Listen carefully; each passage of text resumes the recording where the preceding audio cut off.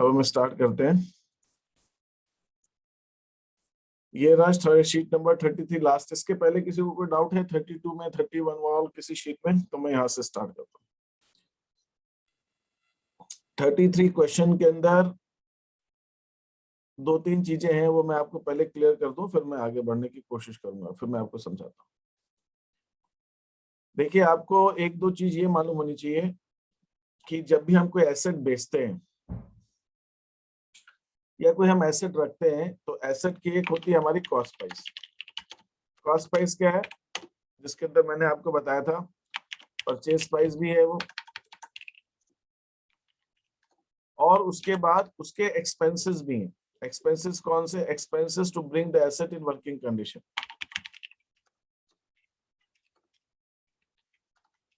इसको working condition में लाने के जो खर्चे हैं वो भी हम इसके अंदर जोड़ देते हैं।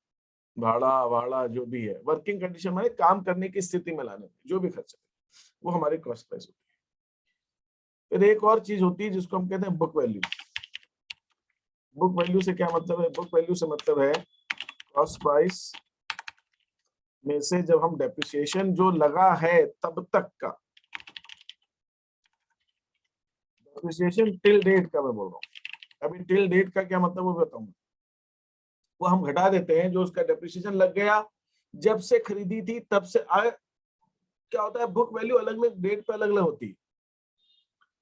चलिए इसको थोड़ा सा और डिस्कस कर लेते हैं। बुक वैल्यू, मान लीजिए हमने कोई एसेट खरीदी है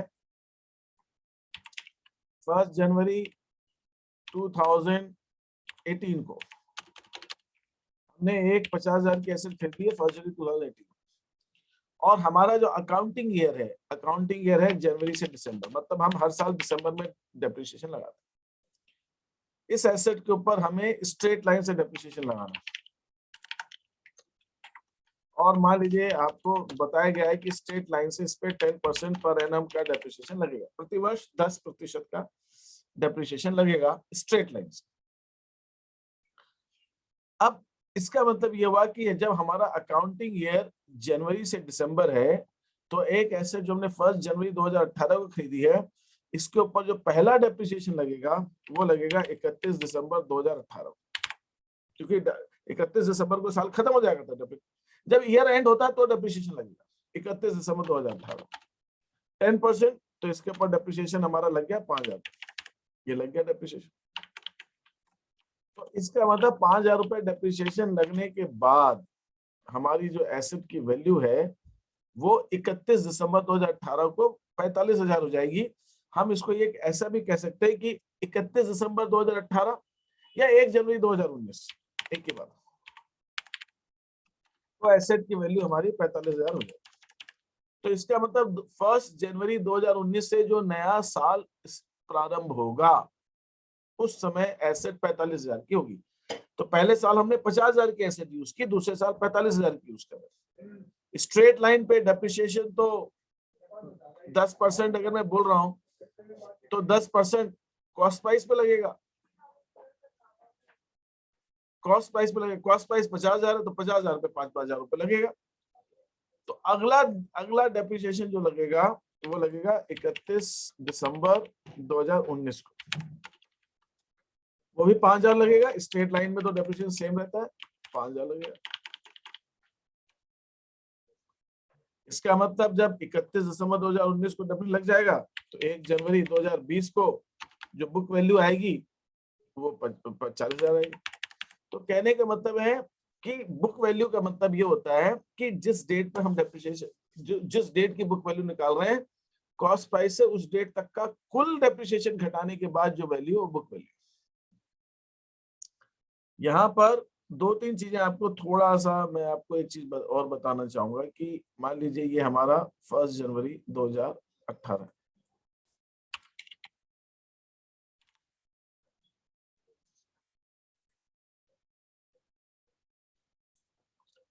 और हमारा अकाउंटिंग ईयर जाके यहाँ पे खत्म होता है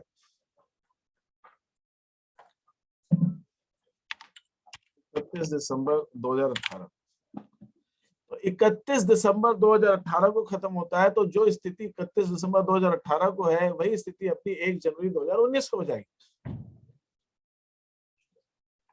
ठीक है, तो ये हमारा 1,00,000 रुपए यहाँ पे हमारा 50,000 की एसेट ली हमने, फिर 5,000 डेप्रिसिएशन लग गया इस साल का, इस साल का 5,000 रुपए डेप्रिसिएशन।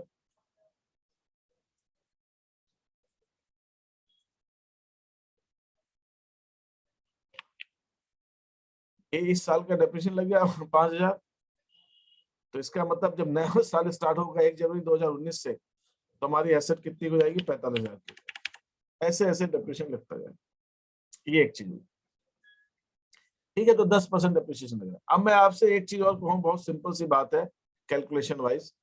मैं आपसे ये कहता हूं कि अगर 1 जनवरी 2018 को हमारी एसेट एक है 60,000 रुपए, और हम इसके ऊपर प्रतिवर्ष हर वर्ष हर साल में 31 दिसंबर को स्ट्रेट लाइन मेथड से 10% डेप्रिसिएशन लगाते हैं, 10% पर एनम डेप्रिसिएशन लगाते हैं। तो कोई मुझे बता सकता है, हाथ रेस करेगा एकदम से, कोई मुझे बताएगा कि 31 या 1 जनवरी 2022 को इस एसेट की बुक वैल्यू क्या होगी? बुक वैल्यू क्या होगी? भावना मीना ने हाथ रेस किया। हाँ बोलो भावना, क्या कह रही हो? सर 54,000। अच्छा, आपने 54,000 बेटा कैसे निकाला? सर 10% था इसका 60,000 का, तो 60,000 का 10% हो जाएगा 6,000। तो भावना ऐसा हुआ कि 2018 में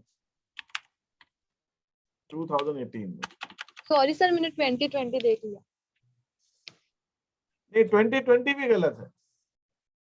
कैसे गलत है? सर 4 साल का निकलेगा। हाँ हाँ, 2018 का डेप्रिसिएशन 6,000 हुआ स्ट्रेट लाइन से, 2019 का डेप्रिसिएशन भी 6,000 हुआ भावना, 2020 का डेप्रिसिएशन भी 6,000 हुआ, 2021 का डेप्रिसिएशन भी 6,000 हुआ, बस 21 तक। 22 तो भी खत्म ही नहीं हुआ। 22 का डेप्रिसिएशन तो 31 दिसंबर 22 को लगेगा। तो ये इसके अंदर हमारा 4 साल का डेप्रिसिएशन लग जाएगा, और वो 4 साल का हमारा डेप्रिसिएशन हो जाएगा 24,000। 36 आ जाएगा सर। 36,000 हो जाएगा फिर। तो हम यहाँ पे डेप्रिसिएशन, इसको मैं बोलूंगा depreciation till date. Till date माने उस दिन तक, टिल डेट का डेप्रिसिएशन हमारा 24,000 है। तो 60,000 में से हम 24,000 डेप्रिसिएशन घटाएंगे तो बुक वैल्यू हमारी 36,000 आ जाएगी। ठीक है, ऐसे निकालना, आपको डेट देखना। Is that okay? ये चीज क्लियर? कंफ्यूजन है? Yes sir. अब मैं आपसे एक कहानी में थोड़ा सा ट्विस्ट करता हूँ। कहानी में ट्विस्ट ये है कि मान लीजिए ये एसेट हमने 1 जनवरी 2018 को नहीं खरीदी। ये एसेट हमने जो खरीदी है, ये एसेट हमने खरीदी है 1 जुलाई 2018 को। कितने की? 60,000 की। तो कोई मुझे ये बता सकता है कि ऐसी स्थिति में इसका डेप्रिसिएशन जो अभी हमने 24,000 रुपए निकाला, ये यही रहेगा कि कुछ बदल जाएगा? भावना मीना ने एकदम, उसकी उंगली बहुत फास्ट है। हाँ फास्ट बोला भावना मीना। हाँ बताइए सर। चेंज हो जाएगा क्योंकि हाफ हो रहा है ना, तो 60,000 का 10% 6,000 होगा, और हाफ मतलब 6 महीने का निकलेगा, तो उसको हाफ कर देंगे तो 3,000। आप मुझे बस ये बताइए कि ये 24,000 की जगह अमाउंट अगर चेंज हो जाएगा तो 24,000 की जगह ये डेप्रिसिएशन कितना हो जाएगा? 21,000। 21,000। भावना मीना यहाँ पे मतलब सर टोटल 39,000 बिल्कुल बिल्कुल। ये 2018 का जो डेप्रिसिएशन 6,000 रुपए लगाया है, हमने एसेट को आधे साल यूज किया, आधे साल तो इसका डेप्रिसिएशन 3,000 रुपए लगेगा। किस साल? 18 में। 19 में तो पूरा लगेगा 6,000। 19 में तो पूरे साल यूज किया, 20 में भी पूरे साल यूज किया, 21 में भी पूरे साल यूज किया, लेकिन 2018 में हमने सिर्फ 6 महीने यूज किया। जितने मैंने डेप्रिसिएशन 10% नहीं है, 10% नहीं है, डेप्रिसिएशन है 10% प्रति वर्ष का। ये पर एनम लिखा हुआ है। पर एनम का मतलब है 1 साल का 10% है। जब अगर ऐसे 6 महीने यूज करेंगे तो 6 महीने लगेगा, 3 महीने। तो ये जो पहला साल है 2018 में, इस साल जो हमारा डेप्रिसिएशन लगेगा वो 6,000 की जगह 3,000 रुपए लगेगा। और जब हम अगर हमने 1 अक्टूबर को खरीदा तो फिर वो 3 का भी आधा हो जाएगा। 3 महीने का आधा लगेगा, 3 महीने का डेप्रिसिएशन लगेगा, बिल्कुल 1,500 रुपए डेप्रिसिएशन लगेगा 1 अक्टूबर को खरीदा तो। अगर ये डेट आपकी 1 अक्टूबर हो जाए, ये डेट आपकी 1 अक्टूबर हो जाए तो डेप्रिसिएशन भी आपका 3 महीने का लगेगा। 1 मई हो जाएगी तो 4 महीने का, वो 8 महीने का लगेगा, जितने महीने उसी हिसाब से लगेगा जिस डेट पे खरीदा। और ये कब का लगेगा पहले मैं बता दूं, पहले साल की बात है, बाद वाले सालों में नहीं, बाद वाले साल तो पूरे साल यूज किया, सिर्फ पहले साल। तो इस हिसाब से डेप्रिसिएशन का अमाउंट भी हमारा बदल के यहाँ पर 21,000 होता है। ये चीज समझ में आ गई यहाँ तक? Yes sir. सर इसमें यस हाँ कोई पूछ रहा था कुछ, बोलिए। Yes sir. सर अगर अकाउंटिंग ईयर अप्रैल टू मार्च होगा और अगर फर्स्ट, फिर उसके हिसाब से महीना लगेगा। अगर अकाउंटिंग ईयर अप्रैल, एक सेकंड, अकाउंटिंग ईयर हमारा अप्रैल से मार्च है, अगर ये हमारा अकाउंटिंग ईयर 31 दिसंबर नहीं है, हमारा अकाउंटिंग ईयर, मैं दूसरा क्वेश्चन ले लेता हूँ, चलो मैं अकाउंटिंग ईयर दूसरा ले लेता हूँ। मैं यहाँ पे अकाउंटिंग ईयर चेंज कर देता हूँ। मैंने यहाँ पे ये लिया है कि हमारा जो अकाउंटिंग ईयर है वो फर्स्ट अप्रैल को हमने, 1 जनवरी को हमने एसेट खरीदी है, 1 जनवरी को, ठीक है, 1 जनवरी 2018 को खरीदी। कितने की एसेट खरीदी हमने? हमने 1 जनवरी 2018 को 20,000 की एसेट खरीदी। और हमारा जो अकाउंटिंग ईयर है, प्रतिवर्ष हम जब अपना लेखांकन कंप्लीट करते हैं और लाभ हानि निकालते हैं, वो हम निकालते हैं हर साल 31 मार्च को, 31 मार्च को निकालते हैं। और इस केस के अंदर कंपनी ने ये डिसाइड किया, बिजनेस ने, कि इसके ऊपर स्ट्रेट लाइन मेथड से डेप्रिसिएशन लगेगा और वो भी 20% लगेगा प्रतिवर्ष, और पर एनम लगेगा प्रतिवर्ष, मतलब जितने मैंने यूज किया। अब अगर हमने एक एसेट 1 जनवरी 2018 को खरीदी है तो आयुषी दुबे मुझे बताएंगी कि इसका डेप्रिसिएशन सबसे पहले किस दिन लगाया जाएगा? किस दिन लगेगा डेप्रिसिएशन? पहले वर्ष का कब लगाएंगे हम डेप्रिसिएशन? वो डेट बताइए मेरे को, डेट चाहिए। बाकी बच्चे भी भाग ले क्लास के अंदर, 2-3 बच्चे बोल रहे हैं। आयुषी दुबे सो रही है। बालाश्री तुम बताओ। सर 31 मार्च। आगे आगे, ईयर जल्दी। 31 मार्च 2018। बिल्कुल सही कह रही है। अब ये जो पहला साल हमारा खत्म हो जाएगा वो 31 मार्च 2018 को खत्म हो जाएगा। तो बालाश्री ये बताओ कि हमने कितने महीने इस्तेमाल किया 2018 तक, 31 मार्च 2018 तक इस एसेट को कितने महीने यूज किया? 3 महीने।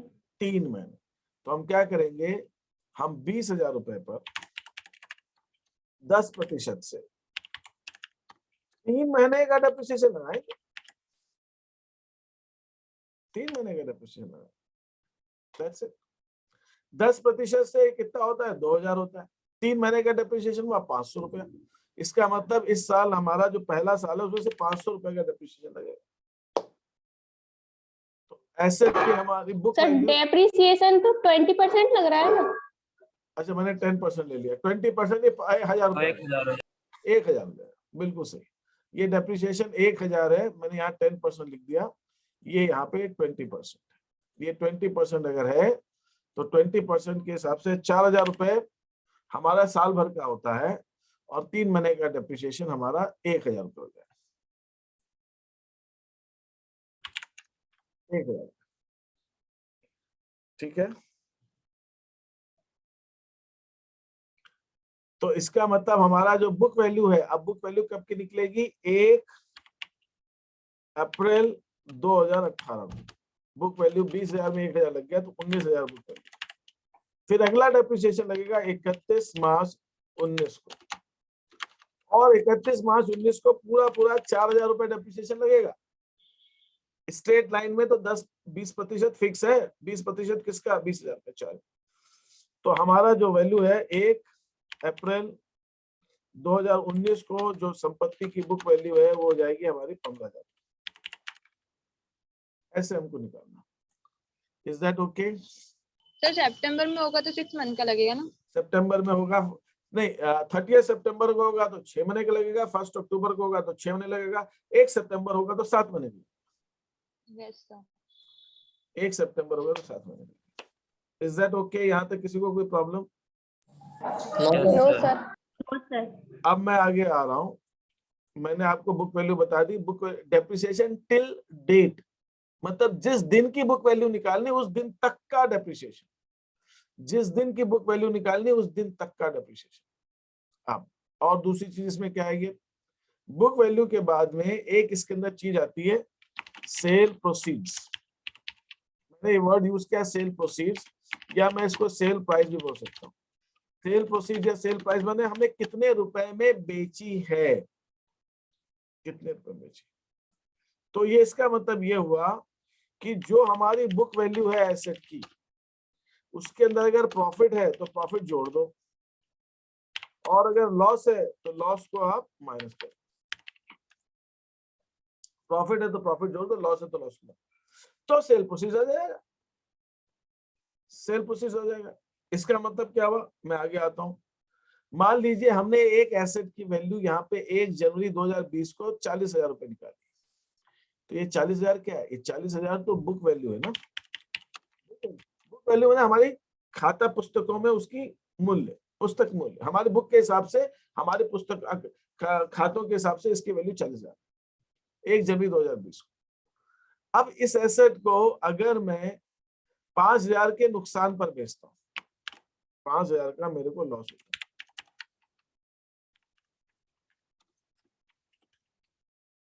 तो फिर मेरा जो 35,000 रुपए है ये आ जाएगा मेरा सेल प्रोसीड्स।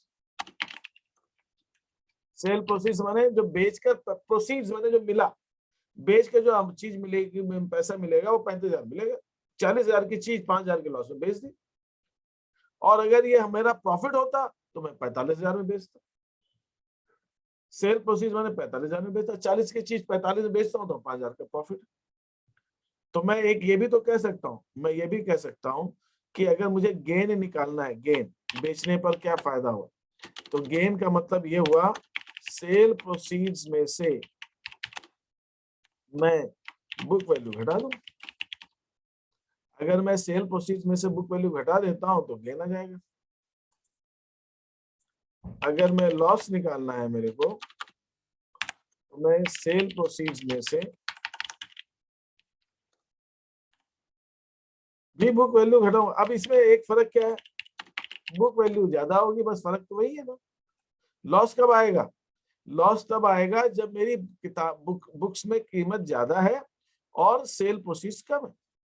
मतलब यहाँ पे कहने के मतलब लॉस तब आएगा जब जो है sale proceeds is less than book value, sale proceeds book value से कम है। और गेन कब होगा, जब sale proceeds is greater than book value. तो जो बुक वैल्यू से ज्यादा कीमत पे बेचूंगा तो मुझे लाभ मिलेगा, बुक वैल्यू से कम कीमत पे बेचूंगा तो मुझे हानि हो जाएगी। यहाँ तक कोई इश्यू, किसी को डाउट, किसी को? No sir. अब इसके अंदर मैं अब क्वेश्चन पे आता हूँ, देखता हूँ एक सेकंड जो मैंने दिए हैं उनको आपको जो करने हैं। अब ये बताइए, अगर कुछ लोगों ने, जिन्होंने स्टार्ट कर दी है शीट, कुछ ने स्टार्ट की ही नहीं होगी, जिन्होंने स्टार्ट की है उसमें पहले कुछ क्वेश्चन में किसी को डाउट आ रहा है। एक 8th क्वेश्चन किसी ने पूछा था, 8th क्वेश्चन ले लेता हूँ। इसमें थोड़ा थोड़ा है, कैलकुलेशंस ये आपको आने चाहिए बहुत अच्छे से, तब आगे मजा आएगा, इसलिए मैंने दिया है। ठीक है, इस टाइप के नॉर्मली क्वेश्चंस कमी है बुक्स में, या थोड़े बहुत ही होंगे, मुझे तो ध्यान आ रहा है, आप देखेंगे आपको मालूम पड़ेगा। लेकिन मुझे लगता है कि ये कैलकुलेशन बहुत जरूरी है इस चैप्टर, इसलिए मैंने इस पे अकाउंट तो बन जाएगा। ये कैलकुलेशंस करके हम बनाएंगे, सॉल्यूशन में देख रहे हैं। यहाँ पे बोला 1 जनवरी 2016 को एक एसेट जो है 30,000 की खरीदी गई, उसकी यूजफुल लाइफ 10,000 है और उसके बाद सेल्वेज वैल्यू 0, मतलब कुछ मिलने वाला नहीं है। 4 साल बाद हमने उसमें से 1/3 एसेट बेच दी 5,000 के लॉस। अब पूछा है कि भाई बेच के कितने पैसे मिले होंगे। अगर कंपनी 31 दिसंबर को डेप्रिसिएशन लगाती है, स्ट्रेट लाइन मेथड से लगाती है। अब स्ट्रेट लाइन से कितना डेप्रिसिएशन लगेगा, इसमें परसेंटेज तो दिया नहीं है, तो परसेंटेज निकालना पड़ेगा अपने को। एनुअल डेप्रिसिएशन कैसे निकालते हैं, स्ट्रेट लाइन का डेप्रिसिएशन निकालना तो अपने को आना चाहिए। स्ट्रेट लाइन मेथड में हम डेप्रिसिएशन कैसे निकालते हैं भाई, कौन बता रहा है? समारिश मंडल तुम बताओ, तुम थे लास्ट क्लास में? नहीं थे देन। हाँ, संस्कृति शर्मा तुम बताओ। समारिश तो शायद ग्रुप शटल करता रहता है। संस्कृति तुम बताओ, स्ट्रेट लाइन मेथड से हम डेप्रिसिएशन कैसे निकालेंगे, इसका फार्मूला? यस सर, एक मिनट। इतना लंबा काम नहीं है संस्कृति शर्मा, जल्दी। सर मैं बताऊं? नहीं, तुम लोग जो भाग पार्टिसिपेट करते हैं, डिस्कशन बातचीत होती है तो ठीक, कुछ बच्चे चुप बैठे रहते हैं। शीतल खुशवा, संस्कृति शर्मा, शीतल खुशवा, जल्दी जल्दी जल्दी जल्दी जल्दी। स्ट्रेट लाइन से डेप्रिसिएशन कैसे निकालते सर हैं? Cost of the asset minus scrap value upon estimated life. Economic life है ना? Economic life, estimated economic life है, या हाँ एस्टिमेटेड लाइफ भी कह सकती है एकदम। तो 30,000 हमारी कॉस्ट प्राइस है, स्क्रैप वैल्यू तो उसकी 0 है, कुछ है ही नहीं स्क्रैप वैल्यू। डिवाइड करेंगे किससे? लाइफ से, 10 साल। तो कितना डेप्रिसिएशन आएगा एक साल का? 3,000। 3,000। ये एक साल का डेप्रिसिएशन। अब क्वेश्चन कह रहा है कि 4 साल के बाद 1/3 मशीन बेची है हमने, पूरी मशीन नहीं बेची, वो टुकड़ा उसका एक हिस्सा बेचा। ठीक है साहब, अब मैं यहाँ पे लेता हूँ कॉस्ट ऑन 1 जनवरी 2016। एसेट की कॉस्ट क्या है हमारी 1 जनवरी 2016 को? 30,000। 4 साल बाद तो लेस डेप्रिसिएशन और 4 इयर्स, 4 साल का डेप्रिसिएशन। स्ट्रेट लाइन में तो हम टोटल एक साथ घटा सकते हैं, WDV में तो 4 साल है ना, 4 बार घटाना पड़ेगा अलग अलग। यहाँ तो एक साल का डेप्रिसिएशन 3,000 है, 4 साल का डेप्रिसिएशन 12,000 हो जाएगा, इकट्ठे घटा सकते हैं। ये 12,000 हो गया depreciation till date. Till date मतलब 4 साल तक। तो अगर 4 साल मतलब 16, 17, 18, 19, इसका मतलब बुक वैल्यू कब के आ गई? 4 साल के बाद। बुक वैल्यू ऑन 31 दिसंबर 2019, 4 साल हो गए, डेट दी नहीं, तो 30,000 में से 12,000 डेप्रिसिएशन लग गया, तो ये 18,000 बुक वैल्यू आ गई। मतलब 4 साल के बाद इस एसेट की बुक वैल्यू 18,000 आ गई। यहाँ तक किसी को कोई डाउट है तो बताइए। नहीं है सर। No sir. लेकिन ये पूरी एसेट की बुक वैल्यू है, लेकिन बेची कितनी है? सिर्फ 1/3। तो हम निकालेंगे book value of 1/3 asset, 1/3 asset on 31 December 19। 1/3 asset की बुक। तो 18,000 अगर पूरी की है, तो 18,000 को अगर मैं 3 से भाग दे दूं तो 1/3 की वैल्यू आ जाएगी 6,000। मतलब 18,000 की पूरी एसेट है, 1/3 कितना? 18,000 का 3 हिस्से कर दो तो 1/3 हो गया 6,000। तो जो 1/3 एसेट बेची वो, उसकी बुक वैल्यू कितनी है? 6,000। ये 6,000 में किसी को डाउट है कैसे आया? No sir. No sir. बेचने में हमें प्रॉफिट हुआ कि लॉस हुआ? 500 का लॉस है। लॉस हुआ। तो हमने 500 रुपए 6,000 में 500 रुपए ज्यादा में बेची कि 6,000 में 500 रुपए कम में बेची होगी? कम में। कम में बुक वैल्यू से कम में बेचने पे लॉस होता है। तो मैं इसमें से लॉस घटा देता हूँ। लॉस तो गेन होता तो जोड़ देता। लॉस कितना? 500। अब ये आ जाएगा हमारा सेल प्रोसीड्स। तो एसेट की जो सेल प्रोसीड्स है वो हमारी आ गई 5,500। तो यहाँ पर एक तो जो चीजें घटाने की उसको मैं ब्रैकेट में ले लेता हूँ। ये आ गई बुक वैल्यू, ये 6,000 में से 500 रुपए घटा दिए लॉस के। तो ये मेरा जो आंसर है इस क्वेश्चन का वो है 5,500। ये आंसर। ठीक है, तो इस क्वेश्चन को आपको इस ढंग से किया जा सकता है। क्लियर है? बताइए। Yes sir. Yes sir. तो बस अब ये शीट के अंदर इसी टाइप के मैंने कुछ क्वेश्चन दिए, आप कुछ करेंगे, कहीं अटकेंगे, वो होगा, लेकिन आपको करना। करिए। सर क्वेश्चन 16 में डी में क्या करना है? Question number 16, if the machinery is insured and the damage due to the fire in the factory on 30th September, fire से आग लगने का बीमा ले रखा और इंश्योरेंस कंपनी का 1,80,000 हम दे देंगे, 1,80,000 इंश्योरेंस कंपनी से मिल गया, बाकी कंपनी को कुछ नहीं मिला मशीन का, तो ये जो पैसा मिल रहा है इंश्योरेंस कंपनी से, इसकी जनरल एंट्री करनी है। इंश्योरेंस कंपनी ने 1,80,000 का जो क्लेम एक्सेप्ट किया, इसकी जनरल एंट्री करनी है। हाँ सर, ठीक, इसकी जनरल एंट्री करनी है। सर जब मशीनरी अकाउंट या इक्विपमेंट अकाउंट बनाते हैं तो उसके साथ डेप्रिसिएशन अकाउंट भी बनता है या नॉर्मली क्या होता है, वो मैंने प्रैक्टिस के लिए आपको बताया था कि डेप्रिसिएशन अकाउंट आप कैसे बनाएं। नॉर्मली डेप्रिसिएशन अकाउंट पूछते नहीं है कि डेप्रिसिएशन अकाउंट में एंट्री कितनी होती है, to machinery by PNL account, to machinery by PNL account, to machinery, बस उसमें कुछ ज्यादा दिमाग वाला काम है नहीं, इसलिए नॉर्मली सामान्यतः डेप्रिसिएशन अकाउंट पूछा नहीं जाता। लेकिन अगर पूछा जाएगा तो वही से बने, उसमें कुछ करने ही नहीं ज्यादा, जो डेप्रिसिएशन लगाया आप पीएनएल में ट्रांसफर कर दो। ज्यादातर मशीनरी अकाउंट या एसेट अकाउंट ही पूछा जाता है, उसमें कुछ ऐसा खास नहीं है, इसलिए नहीं पूछा जाता। बाकी आपको मालूम होना चाहिए कि कैसे बनता है, वो तो मालूम होना चाहिए बस।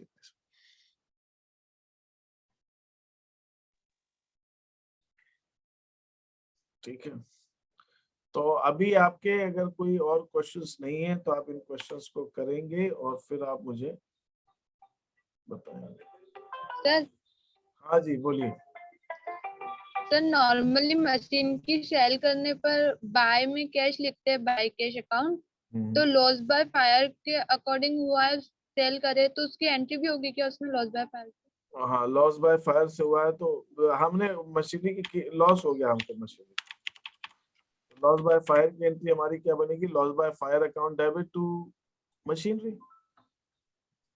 नहीं सर वो तो बन जाएगी, लेकिन जैसे मशीनरी अकाउंट बना रहे तो उसमें भी कुछ लिखना होगा क्या? बाय लॉस बाय फायर लिखेंगे। भाई हमारी एंट्री क्या बनी, एंट्री बताओ, एंट्री जो बनी उस हिसाब से एंट्री बनी। आपकी एंट्री ही बनाओगे ना, loss by fire account debit to machinery. Yes sir. तो मशीनरी अकाउंट के क्रेडिट में लिखोगे loss by fire. Yes sir. Sir और अगर हम किसी मशीन का कोई पार्ट बेच देते हैं तो सर वो मशीन कैसे काम करेगी फिर?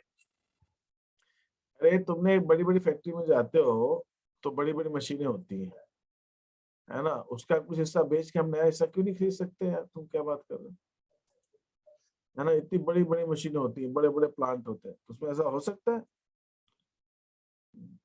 है ना। अब जैसे कोई मशीन है, हाँ ठीक है काम नहीं करेगी, है ना, और हो सकता है काम करे लेकिन पूरा काम नहीं कर रही, तो मतलब हम कुछ कह नहीं सकते यार, कितनी बड़ी बड़ी मशीनें होती है, उसकी कल्पना भी नहीं कर सकते, तो उसमें से कुछ हिस्सा बेचा जा सकता है, उसके तो कह नहीं सकते।